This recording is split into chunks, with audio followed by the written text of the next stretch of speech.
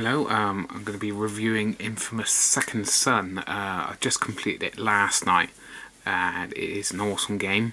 But before we get into the good things, let's talk about the bad. The story is good, but it's pretty much similar to the first two, really. You've got superpowers, and nobody likes you, we're all scared of you, and there's a group of people, kind of like police, who capture people's special powers and keep them prisoner, and that's your main enemy. You're trying to stop them from doing this.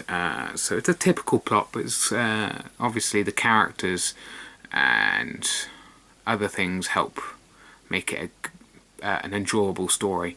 It looks really good, but that's a given. It is a PS4 game, but yeah, it's very pretty. The bad things are clipping issues. There's a couple of times I kind of fell into buildings, and it was really difficult to get out. I almost had to restart.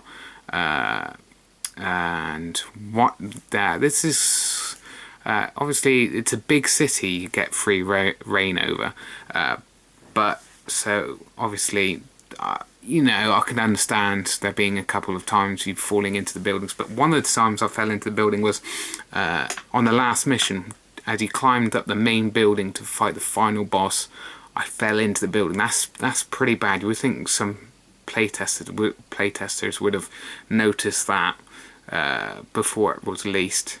So that was a little bit annoying. And obviously the clipping issue makes the climbing more difficult than in the previous games. Now, again, that's a problem, but some of the superpowers you get basically gets rid of the whole climbing problem anyway. Like the neon power gives you probably the most useful power, which is speed running. You can pretty much just run up walls, run across whole buildings, and you can run across the whole entire city without anything getting in your way. So you're thinking, why don't... And all the other powers are quite similar. They just look a little bit different. I don't want to spoil it for you too much, but there's about 4 powers, if I remember rightly. The first one being smoke, second one being neon, and then video, and then granite at the end. Pretty much all do similar things. Each one does slightly different things from the other ones, which you might have to swap powers to get to the next part of the game, such as one of the side missions is collecting blast shards again. Not quite as difficult as in the other games collecting these, as there's not so many and they're easy to find, but there can be in difficult to get places. So they might be in the middle of the water, and you might be using neon powers, but you've got to swap powers to either smoke or video to get to it, which can be a little bit annoying, because you have to drain the power from like a neon sign or a smoking chimney to gain those powers, and they're dotted around the city. They're not too hard to find, but if you need a specific one at a specific time, it can be a little annoying. Other issues, I don't think there's any real other issue. It's just the fact that all these clipping issues and stuff, it's been out for a few weeks now, and it's been out more in America than over here, longer I mean, and you would think they would have patched the problems by now.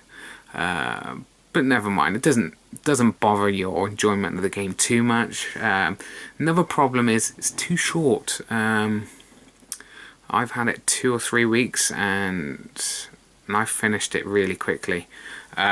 That's it, even completing all the side missions, getting my karma up to the top, and clearing out all the enemies from every district. So that is another issue. Could have added a few more hours here or there. And on the side note of the side missions are good though. You have one is tagging. You get to do some spray painting little pictures around the city. That's pretty cool. I enjoyed doing that. And then you have spy mission where you get a picture of someone who's a spy, and you've got to hunt them down in a small area and kill them before they can get away. And then there's a hidden camera side mission and a couple others. I've only played the good karma so far. I'm just about to start the evil karma, which is how I normally play it. The Infamous games, in a good first and then evil second. But yeah, the acting and the characters are all really good, really interesting. Again, they could have developed the story a little bit more when it comes to the characters. There's a possible love interest for main character, but it didn't really develop very far. And they could have developed that a bit further. But I think overall the main problem is it's a little bit disappointing. The story is obviously not quite as good as the second one. The second one is obviously a two-parter, so I guess that's a reason why the second one's better story-wise and more dramatic. So that can't be helped too much, I suppose, but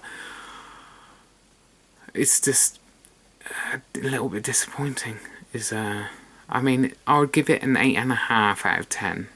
It's still one of the best games on the PS4 at the moment, along with Outlast. So yeah, if you got a PS4, I'd definitely get this and give it a go because it's very fun to play. But like I said, if you played the other ones, it's a tad disappointing. Okay, that's all I've got to say about that one.